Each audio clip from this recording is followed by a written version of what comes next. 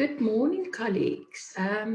I trust that you are all well. I think we are busy recording, so I think we will start. I will just do a quick introduction and a bit of house rules, and then we will continue introducing our speaker for today. So good morning from my side and a warm welcome on behalf of LIASA, the Executive Committee and the REP Council. It is my pleasure to welcome you to today's webinar here on the eve of Heritage Day, tomorrow the 24th. We recognize and we celebrate the cultural wealth of our nation. And the intention of this Heritage Day, as you all know, and it started 25 years ago already, can you believe that, is for us all to celebrate our own and each other's heritage, the diversity, the beliefs and the traditions. And whatever you have planned for tomorrow, do enjoy that.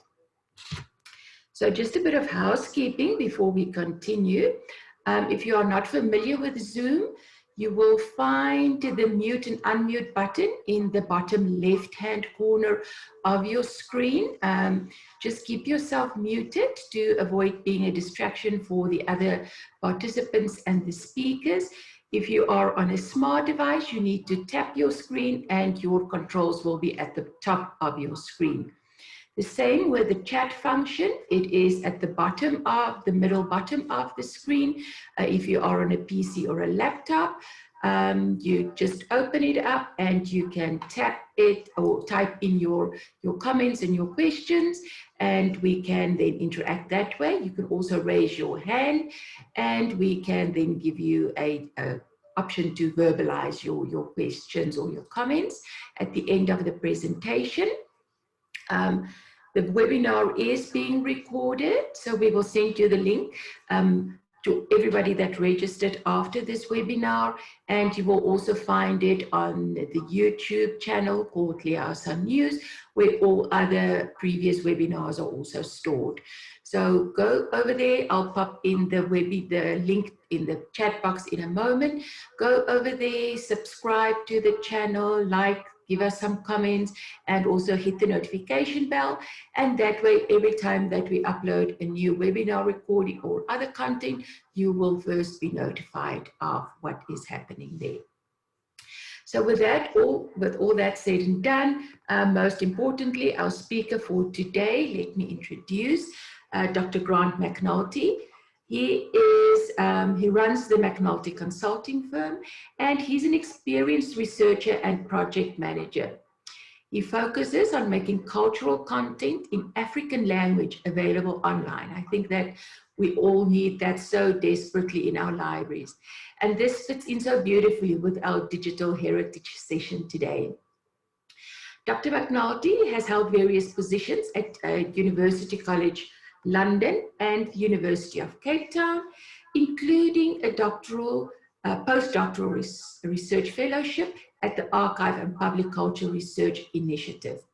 He has an MA in isiZulu from the University of KwaZulu-Natal and a PhD in social anthropology from University of Cape Town. Grant, welcome, and we're looking forward to listening to you and interacting with you. Over to you, Grant. Thanks very much, Anna-Marie. Hello, everyone. Thanks for the introduction. And secondly, thanks for setting this up, Anna-Marie, and to all of you for making time to participate in the session. I know people are thinking about the long weekend and what they might be doing, or, you know, hurrying to finish their work, so they might take advantage of Heritage or Briar Day tomorrow and then moving on to the weekend. So I appreciate you making time, to listen to me, to present some work that we've been doing with public libraries, focusing on, as Anna-Marie mentioned, African languages and African language content. But I hope that this won't just be me speaking. I prefer to have interactive sessions. I have a few questions for after the presentation, and some points of discussion, and whether those are in the chat or whether people open up and discuss using their video. But heritage is not about, you know, one person. It is a communal thing. So I hope that in light of Heritage Day tomorrow, we can have a communal discussion. But for starters, I'm going to share my screen with you and give you a presentation on a project called iAfrika that we have developed for public libraries. So you should be able to see it now, I think. Could someone just give me a hello or a yes to say that you can see my screen and you can hear me? Both quite clear, thanks, Grant. Okay. That's good. I'll also be talking to myself for the next little while. Okay. So iAfrika, developing digital skills and content in African languages. To start off this presentation, I'd like to ask you a question. I'd like to say, how many people of the 1.3 billion Africans on the continent do you think speak French or English or Portuguese or German or another European language as a mother tongue? It may surprise you to learn that of these 1.3 billion, only 6.5 million people speak English as their first language. And that pales in comparison to the many other languages that people speak as their mother tongue language. My second question then is, in an increasingly digital world, where are digital platforms for this underserved majority? Where is a digital platform that's for Africans, that's by Africans, and most importantly, about Africans? And this is something that we have tried to address with our iAfrika project. And this project does a number of things. Number one, it trains people online and in their own languages in digital skills. So they have digital skills training in their own languages. Everyone learns better in their own language. So I know this, I've studied Zulu, I've studied also French, Spanish, Afrikaans, but my mother tongue is English, and I still understand, comprehend, and function way better in English. Secondly, these trained contributors then go out and generate African language content. So this is content that's about them, about their histories, their cultures, and their identities. So it's not a translation project. It's not to say, you know, if Zulu-speaking people commune with their ancestors by burning impepo and slaughtering an animal, that you can just translate that into Tswana and it will make sense to Tswana-speaking people. No, this is a project that is language specific, it's region specific, and it's culture specific. So it's unique content that is created about, as I say, people's histories, their cultures, their customs. Number three, once this content has been created, it is published on the iAfrika platform. And African language speakers then have access to unique content that's relevant to them, and it's in their own language, and it's in the palm of their hands, because they can access it as long as they have an internet connection. They can access it from a laptop, from a cell phone, a tablet, whatever device they have. And I think that this is, you know, the core value of a project like this, providing access to generations of history and culture to Africans in their own languages and on their phones predominantly, but whichever device they use. I'm going to talk a bit more, go into a bit more detail about what iAfrika is and what it does in the coming slides. So to start off with, there's a screenshot of iAfrika. What is iAfrika? Basically, it's a website in simple terms. It's optimized for mobile browsers, mobile users who don't have fancy devices. They don't have lots of data. it's predominantly text heavy, so there's not a load of YouTube videos that will burn through people's data in 5 minutes. So it's in effect a simple website that is predominantly designed for mobile users with not the fanciest devices in the world. They could be everyday library users for that. So it is also a digital library of local knowledge. At the moment, we have developed an isiZulu prototype, as you heard in the Anne-Marie's introduction. I studied an MA in isiZulu studies a million years ago, well, probably 17 now, but I'm from Durban, and our work has predominantly focused on the KwaZulu-Natal region and the isiZulu language. So we've developed this iAfrika project in the first instance with isiZulu, and as I said, these it's 800 articles or so that deal with history and culture and customs broadly. So what does iAfrika do? And as I said, I'm going to go into a bit more detail on these, but to give you an overview about what I'll be covering in the next few slides, it trains people, as I said, to create digital content about them and in their own languages. It provides the end user access to information about that's relevant to them, about their histories, their cultures, and it's in their own languages. It engages communities on issues that are relevant to them.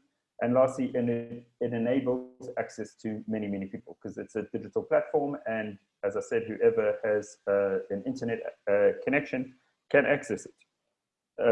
And as I said, again, it's optimized for mobile web users. So going into a bit more detail, iAfrika, what does it do? It trains people. We ran a pilot project last year in KwaZulu-Natal with Umsunduzi Libraries and Ray and Konyeni. Umsunduzi in Pietermaritzburg, Ray and Konyeni in the south of the project, south of the province, excuse me. And we went in and did training with them so they could then become content generators. So these people, they are both librarians and people from local communities. We all came together. This was obviously before COVID, but we did a training session in person, and then those the people from the local communities then went out and created content about their local communities and added it to the iAfrika platform, following which we checked it, edited it, and it was published on the platform. But the idea is that with public libraries, local communities could generate content about their histories, their cultures, their customs, and then librarians could organize this knowledge into different categories, into different tags, etc., etc.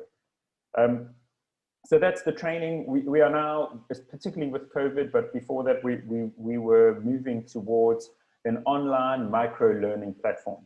So the idea is that people will be able to do online training in their own languages, again, from the palm of their hands, using their cell phones or whatever device they have. Again, all they need is an internet connection to learn digital skills in their own African language. Number two, this project provides access to people in their own languages. I mean, I keep saying this, but you can look at the user statistics. I'll give you a bit more in time, but with the Zulu language platform, 93% of the traffic, 93% of the people, the users who access the site come from KwaZulu-Natal and Gauteng, where, as you well know, most of the isiZulu speakers in the country are in these regions. We have a few people from Cape Town because of the similarities between isiZulu and isiXhosa, but the vast majority of people, 93%, come from these two provinces, Gauteng and KwaZulu-Natal. The project engages communities and stimulates dialogue. So this is not a one-way project. As I said in my introduction, you know, heritage is, and I suppose you can conceptualize this kind of cultural content and historical content as heritage. It is a communal thing. So we on the iAfrika platform, we publish articles about historical and cultural aspects of life. We share it on social media through a newsletter, we share it through Facebook, we share it through Twitter. But then people comment on it. They say, oh, you know, you've only written the clan history of one family, you need to include the other. Or people say, you know, in our area, we do umhlonyane, which is a rite of passage for to womanhood, younger girls becoming women. They say, oh, we do it in our area in this way. So there's a lot of interaction, there's a lot of comments. We have a lot of requests, for example, for clan histories on Facebook. They say, can you give me the Mieza or the Sibia surnames, clan histories, and clan phrases. And as I said, there's a lot of discussion. So when we publish an article, there's a comment function on the website. So anyone can go on and provide comment and give their 2 cents. The project provides access to many people. So we started this in January 2019. So it's about a year and a half, just over a year and a half old. If the information you're looking at now, the metrics are views. So looking at page views. So for example, I as a user might come and I might look at 5 pages on the website. That would mean one user looking at 5 pages, meaning one user generates 5 page views. So if you think of it in, I suppose, library terms, you could think of a book, and the views are how many times the book has been read. How many, so in this instance, these are articles, and this is how many times the articles have been read. So last July, we were just shy of 140,000 per month. The articles were read 140,000 times. This July, we have the articles were read over 1 million times, almost 1,200,000 times. And this is quite a lot well, it's quite a lot if you just think of it as a number, but it's also quite a lot if you think of it in terms of other Zulu language platforms that have been around for a lot longer. For example, Zulu Wikipedia established in 2005.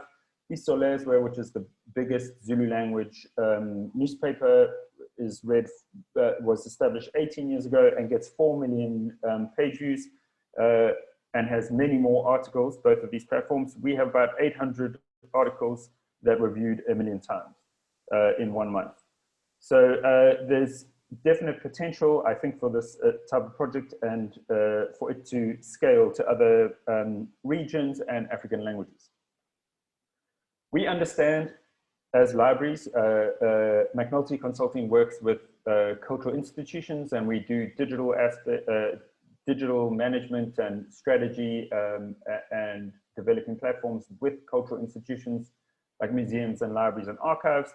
So we understand that you can't just say, hey, iAfrika is a cool project, we should do it, you know, or we should be part of it, or we understand that there are certain mandates and certain regulations and pieces of policy to which public libraries have to adhere. So we developed a theory of change and that actually informs the iAfrika project. This was done before the project was created, and it's aligned to various things like the National Development Plan, the Library and Information Systems Policy, the Department of Arts and Culture White Paper, and also the UN Sustainable Development Goals. And obviously, you know, a project like this doesn't claim to be able to solve everything, but we do feel that iAfrika can contribute to social cohesion and inclusion.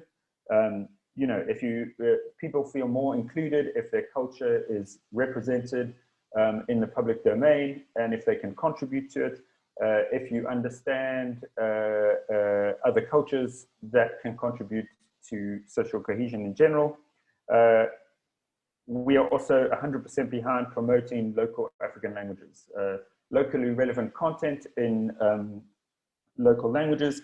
And if you look at all of the boxes that that ticks, it features in the LIS policy, in the DAC white paper, in the NDP, and the UN Sustainable Development Goal.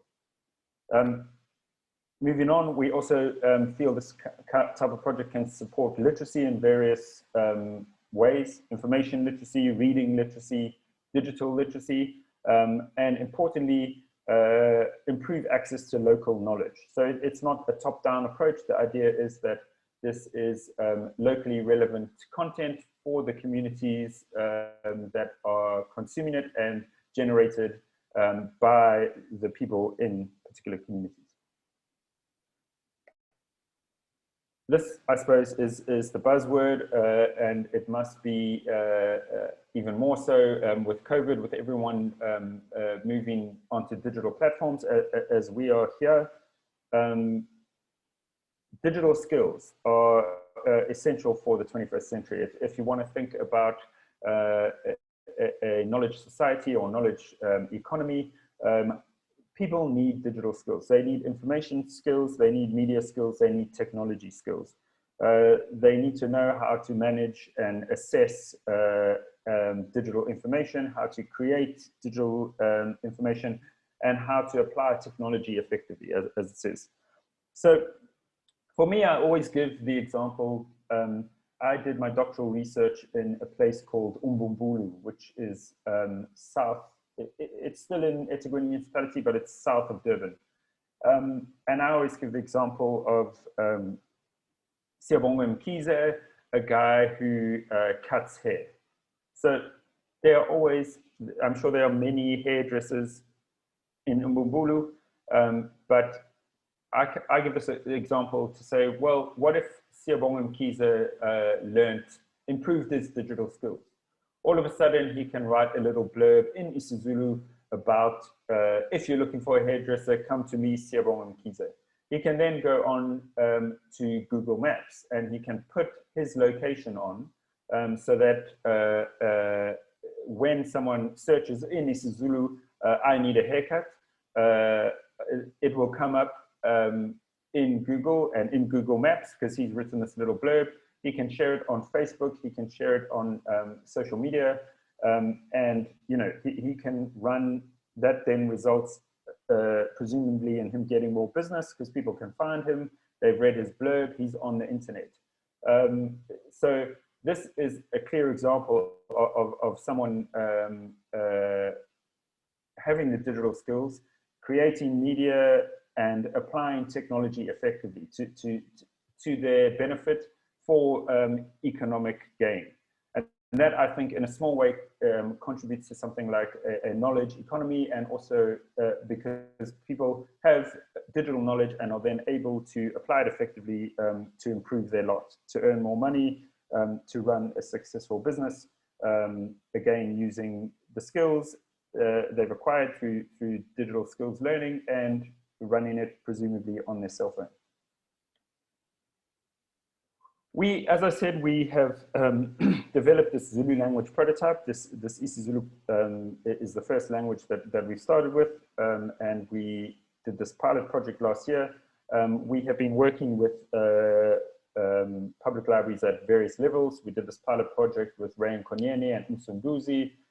We have a project with Gauteng province in the pipeline. With KwaZulu-Natal province, they have a proposal, and Northwest has also expressed interest. In December last year, I met with Afrika in Cape Town, and we were due on 18th of April to have a training session in Windhoek with 30 public librarians who were then going to also work on the iAfrika project. COVID put paid to that, but there is definite interest from various levels of public librarians, and this is how we are proceeding at the moment. You might say, okay, Grant, that's very interesting. You've given me all this detail about, you know, what iAfrika does, how many people can access it, how it hits all of these goals for, you know, the Sustainable Development Goals, the National Development Plan, etc. But what about my institution? So very simply, as I said, iAfrika is a mobile website. The idea is that people would read information that's relevant to them. In this example, we have Umlando Wagwa Ngobese, the history of the Ngobese clan. So perhaps an Ngobese person or a relative of theirs is reading something in their own language that's relevant to them, and they then see at the bottom that this article was contributed by Rain Konyeni Libraries, for example, or any library. The idea is that the library would work with us as iAfrika to generate content, and that content would then be published under the auspices of a particular library. So this is, and you can see at the bottom, it says Gamalake Library or Ezinqoleni Library, visit us. If you click those links, it takes you it opens up Google Maps if you have it, or it takes you to a Google map on your computer, and it shows you how to get to that particular library. So the idea with this project is that it's not overtaking physical spaces. And it's not trying to compete with public libraries. It is trying to extend the reach of public libraries into the digital realm and beyond the physical walls. So, and it does this by providing locally relevant content in local languages, and having something like this that says this article was provided by a particular public library, which makes the libraries more relevant. They're giving people information that is relevant to them in the palm of their hands on their cell phones.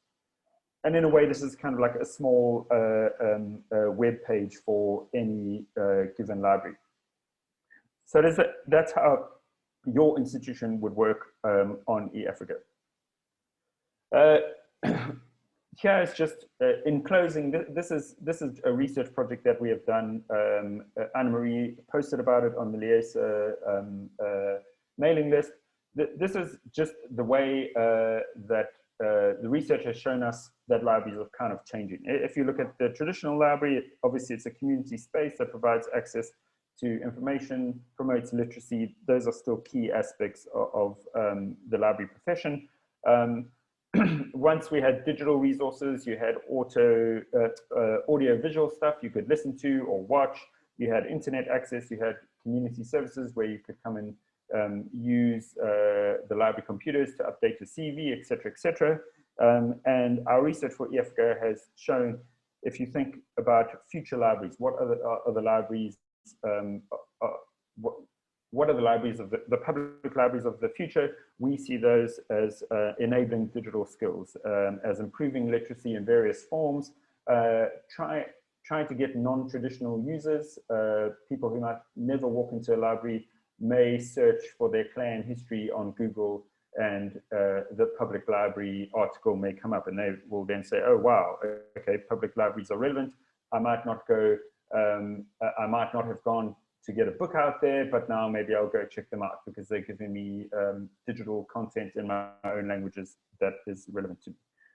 And lastly, information in African languages, which is what the core of this project is. Not just information, but cultural and historical information that is about Africans. And that is my presentation. Thank you for listening to me. Let me just switch that off, and my video is already on. I thought, I don't know how you want to proceed. I'm happy in the first instance to answer any questions that anyone might have. I've given you a load of information in one go. So if anyone wants clarification on anything or wants to discuss any aspect of iAfrika, I think, Anne-Marie, do you think that would be a good starting point?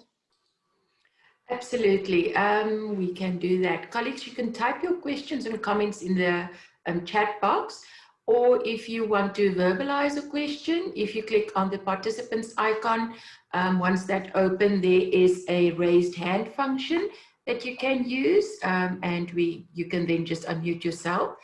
Grant, yes, I think I have a question though. So far I've seen there are 3 provinces involved. How would the other provinces get involved, or individual libraries, or individual library services, if they want? Do they just contact you? What is the process for them if they want to get involved? Well, thank you for that question, because it was one that I was, I suppose, going to ask the audience as well. They can just contact me. Look, we have been trying to, this has originated as a public libraries project, but it seems that libraries at different levels have different protocols. If you go from a small community library to a municipal library to a provincial library, everyone has different ways of, you know, integrating a project like this, or their supply chain management works in a particular way. I think for starters, as we start growing the project, because I neglected to mention, but our steps now are to move to the Xhosa language and also to Tswana, and we may also try, I have some contacts in Nigeria for the Yoruba language, which is the language there. So we are expanding, and we've done the groundwork so that we can now expand. It's a digital project, so it can expand exponentially. You know, there's one platform, but it can take on, should I not, it can expand for as many languages and regions as is necessary. So I think in the first instance, you should just contact me. You can circulate my contact details. But I don't know. I would like to hear from people what they think about this project, or how they think it, whether they think it's worthwhile, how it might be integrated into their current library services. Sure. We have Cookie Meyer, and she's raised her hand. Cookie, you can unmute yourself. Okay, I've unmuted myself. Am I clear? Can you hear me? Yes, Yep. you are. Thank you. I just want to know, you know, we so often get people that want to publish books in the indigenous languages. I know, for instance, a friend of mine has published quite a lot on the Shabalala clan and tribe, but his books are not selling. In what way can we support potential authors via your website? That's my first question. And then, or can you come up with any proposals in that regard? Or how do we can we make your information available? And my second question that I have is, you've spoken quite a lot about your project that you're doing in KwaZulu-Natal and in some of the other provinces, but what is your footprint in the rest of Africa, in the other countries as well, and how are you progressing there? Thank you. Sure. Thank you for the questions. Should I just answer them directly as they come, Anna-Marie? Okay. So to answer the first question, yes, you know, there are, I suppose, many people who are interested in writing about this kind of stuff, historical stuff, cultural stuff, and also about writing it in African languages. I can't remember offhand, but one of the guys I work with, I can't remember the name of his publishing house, but he publishes in isiZulu. I think it's KwaSugela Books. But Cookie, you're welcome to email me, and I can put you in touch with him.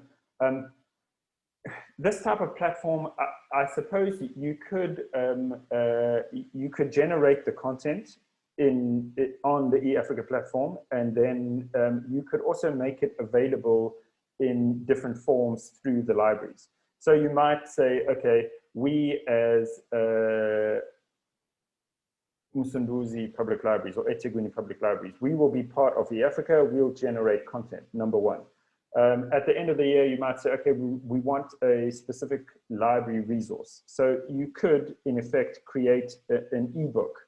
That is a proposal we gave to KwaZulu-Natal provincial libraries, that at the end of the year, we would create an ebook for you, and that is a tangible, I suppose, in a digital form, tangible resource that you can then offer.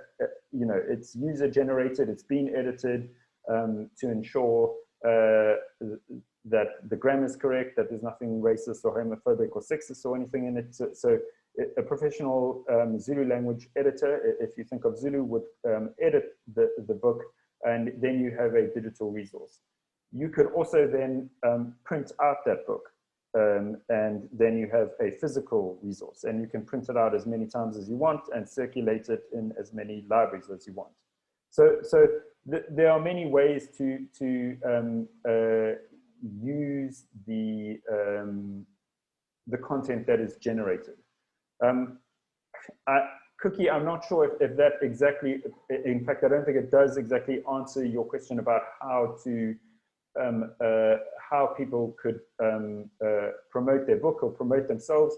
I suppose they could be, if they were affiliated to a library, they could write for the library and then say, you know, here's a link to my book or to the other work that I could do, that I do.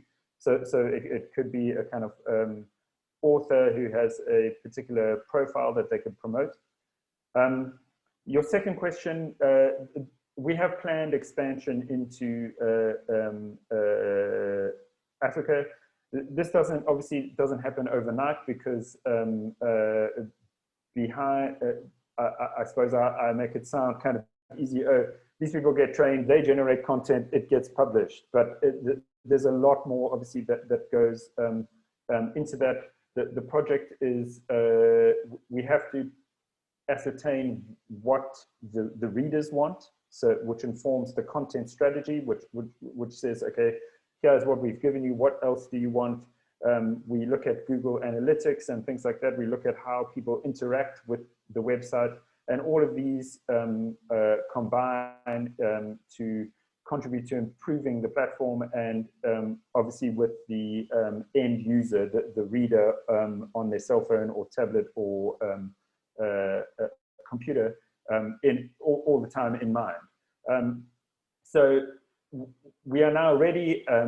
We are focusing on another 2 African languages, and then I think we will also dip our toes into Nigeria, and then see how it progresses. It depends what happens with AFLIA. We are also have other people from the non-public sector who are interested in this type of project.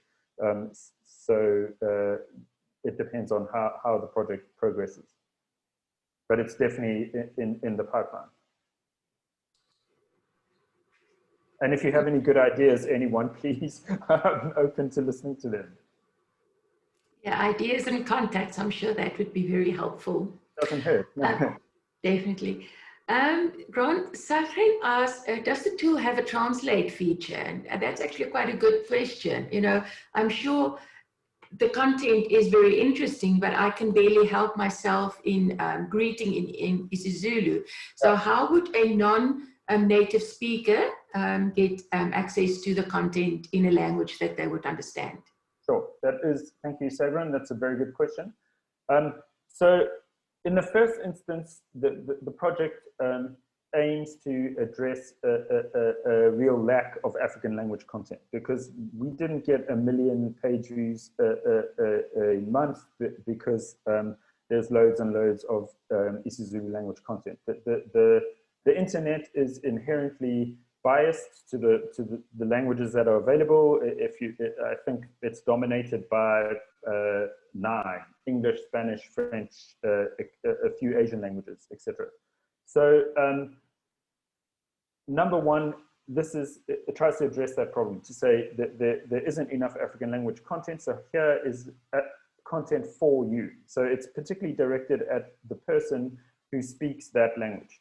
I take the point about a translation feature, and in previous projects that we've done, and if there was enough of a demand for that, we always had an English summary to say, this is what the article is about, you know, this is the way that isiZulu speaking people carry out this particular custom, etc., etc. But it's not to say that we wouldn't have that, but first and foremost, the idea is for to try and address this real lack of African language content. So that is what we're providing in the first instance. But it's not to say that we couldn't have other languages or a translation. Great. Then Karen Oxley has said, under current COVID times, the restriction on walk-ins have put pay to many on-site library services. Indeed, Karen, it's terrible. How has it affected the need for devices or data to access or create a digital info? Or what processes are in place to get further partners in addressing the issue?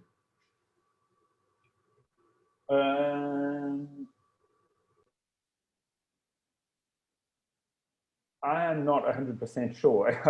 I'm well placed to answer that question.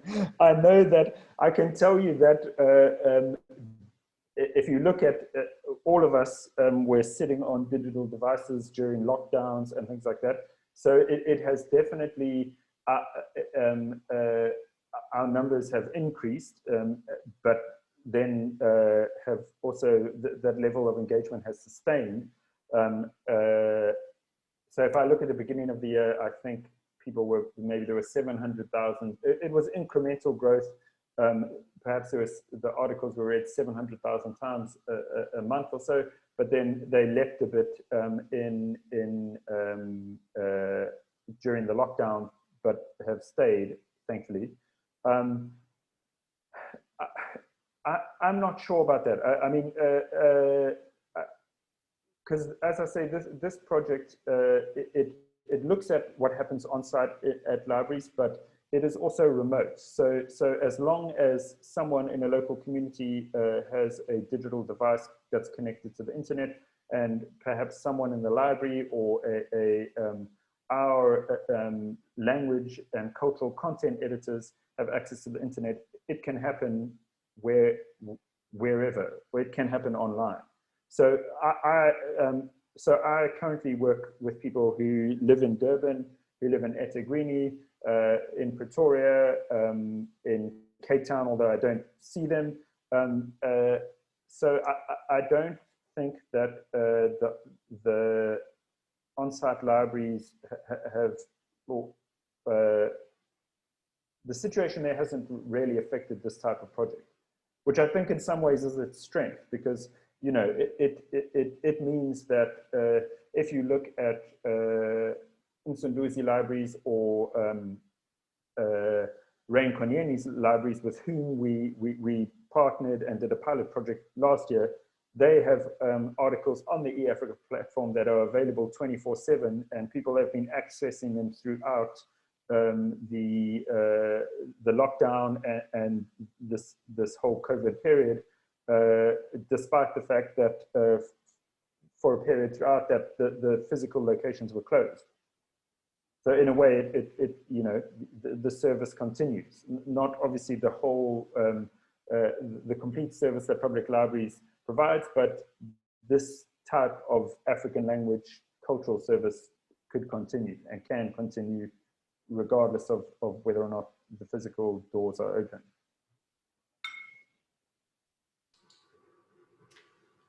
Are there any other comments or questions? Grant, the iAfrika platform, is that a subscription platform? Is it free? How does that work? I can tell you it is free for users at the end. So anyone can access it. Recently, we put some Google ads on it to you know, see how much income that would generate to try and keep the project sustainable. It looks terrible. I hate it. So that will change. But Yeah, it's free. The idea is that we're exploring various business models to take it forward and to help it expand. But that is a question, I suppose, for public libraries, because let me say that I think that this information should be free. To put stuff behind a paywall kind of defeats the purpose of publicly available information, and particularly if libraries are involved, you know, that is what libraries as a public institution do, amongst other things. But it's kind of interesting to see, you know, this started off as a libraries project. We worked with eThekwini municipality on the Rwazi program many years ago. You may know it. It was started by a former systems, the head of systems, Betsy Khweling. And it had a similar kind of bent in that it was focusing on communities and community knowledge and African languages. So we've kind of worked on that project, and so this, and then iAfrika kind of leveraged off that, but became its own new thing. So it started off as a public libraries project, but now it's become something bigger. So, you know, I think I have someone with whom I'm discussing the business and how to make it sustainable. But that, I think, is a question for libraries as well. You could put adverts on it. You could say, okay, OMO, you can sponsor it for a month or 3 months, and people will click your links. I've recently spoken with NTN, who are starting a new African super app, and they are interested in African language content. So in a sense, I want to keep, and sorry, now I'm going on a bit of a tangent, but I feel that it is important to keep it free. And I feel that this is a project that is, has been specifically designed for libraries and that fits with libraries. But there are also corporates who are interested in it, and they could probably make it more sustainable than libraries because they could throw more money at it. But I would be interested to know from you as librarians how this project might integrate with the public library services. And it's, as I say, it's kind of beyond, although it started as a libraries project, and I think that libraries should be involved, it is no longer just a libraries project. It could have corporate sponsorship.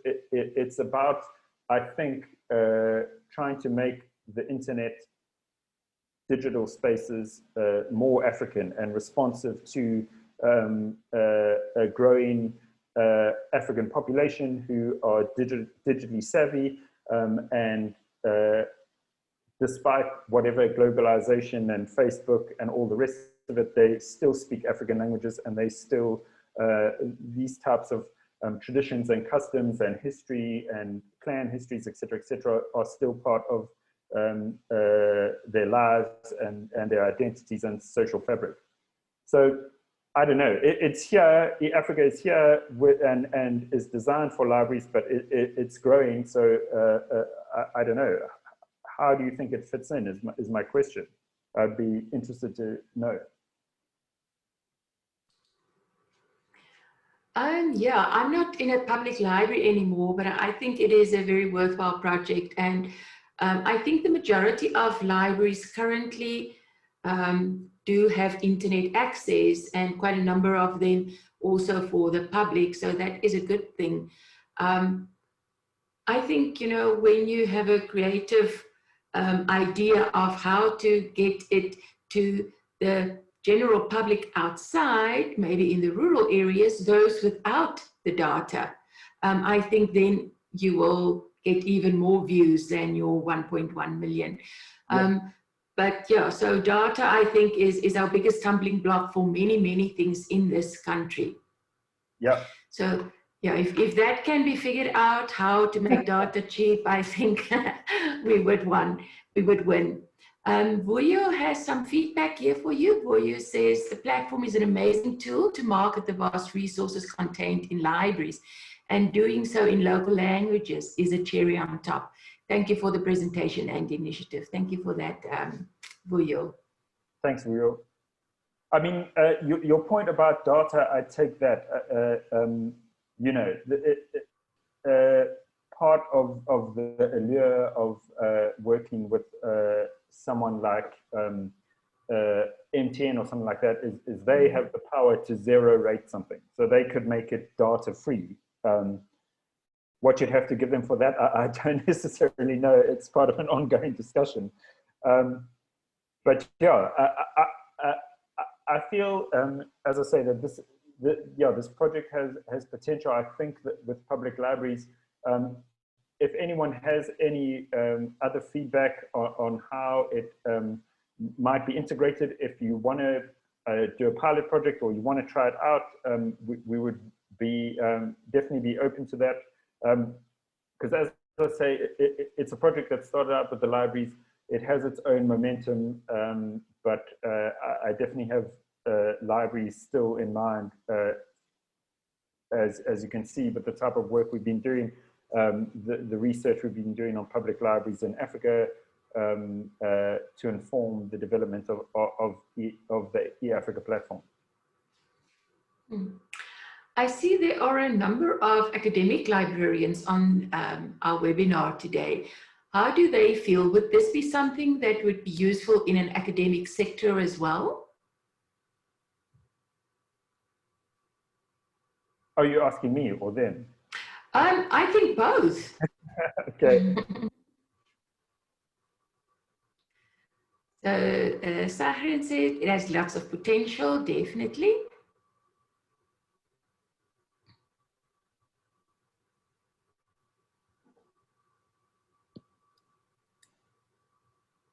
Okay, Karen. Okay, free online STEM language dictionaries in various African languages of South Africa are created in partnership with various governmental and semi-governmental, I suppose, institutions. And it would be useful if links to those dictionaries can be collated and made available through the site, promoting vocabularies in particular scientific disciplines. A very good idea, Karen. That is a good idea. I read it. I mean, that kind of stuff, you know, is definitely valuable. We have just we run another project with the Etienne municipality called Durban Invasives, and one of the guys recently wrote an article on why you should have the names of invasive plants in isiZulu, so that local communities can understand, you know, which plants are in fact invasive and which are not, so they don't pull out the indigenous plants. And that I think links in some ways, if you're thinking about terminology and naming with Karen's suggestion. Great, wonderful suggestion, Karen. Are there any other questions or comments?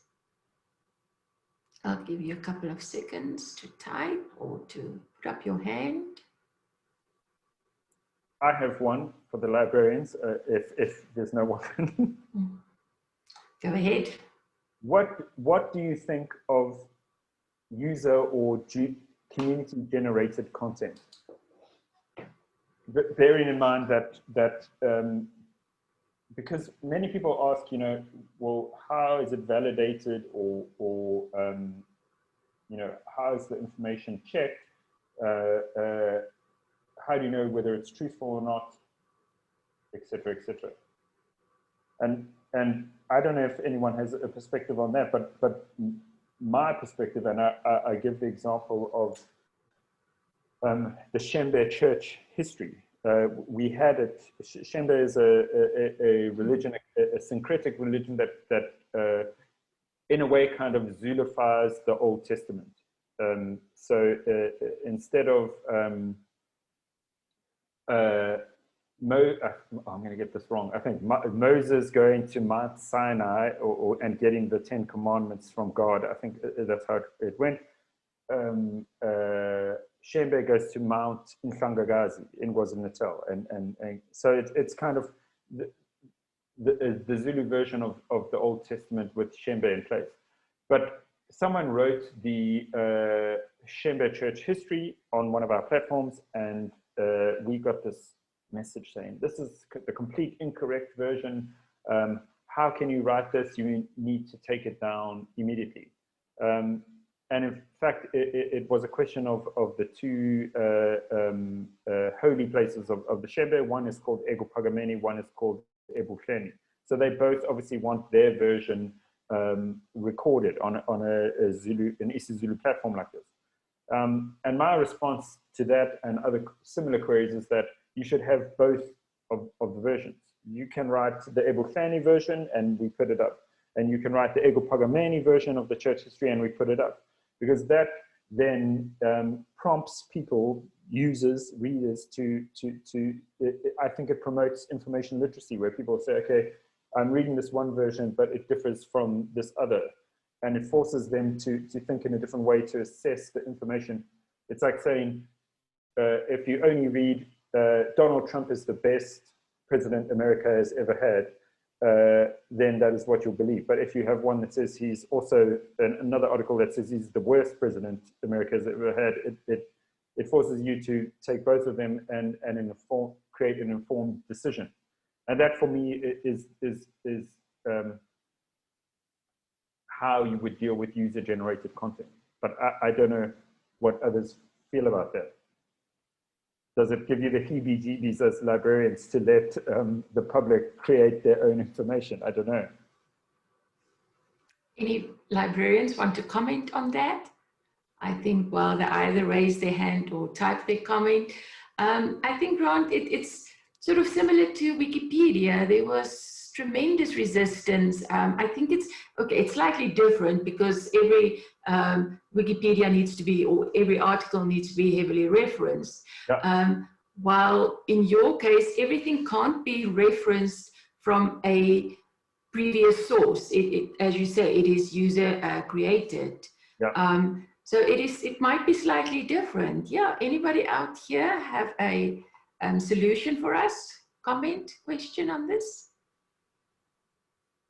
I mean, it's interesting you say that it's like Wikipedia, because my wife says that is how I should deliver it to people. But as you also mentioned, encyclopedia is created in such a way that it has to be referenceable. So this kind of information that is cultural or historical information that circulates in people's minds and is transmitted from one generation to the next, perhaps through word of mouth or through practice and the customs that we do, or the history that we convey, cannot be referenced. So it's interesting because it therefore cannot fit on Wikipedia. But I think that is also, again, the kind of strength of a project like this, because it responds to the realities of life in Africa, where not everything is written down and not everything exists in a book or an encyclopedia or in written form. Absolutely. And if you don't, if people don't, well, let's call it complain or let you know that there's a different point of view, then you will only have the one view. So if somebody is creating content that is not in line with somebody else's idea of the content, then obviously both parties need to be roped in and all views need to be captured and written down, that people can get all the views and make up their own mind of what is the truth in their instance. It's, yeah. Yeah, and also there's a rolling commentary, as I say, and again, there is dialogue, there is discussion.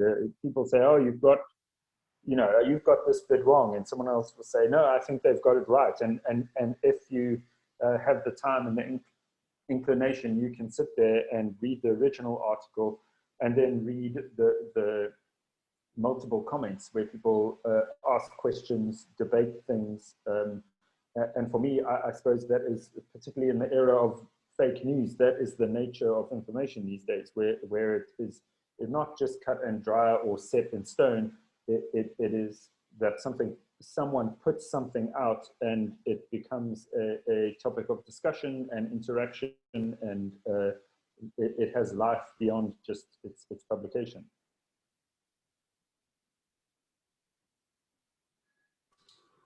Struggling to unmute myself there.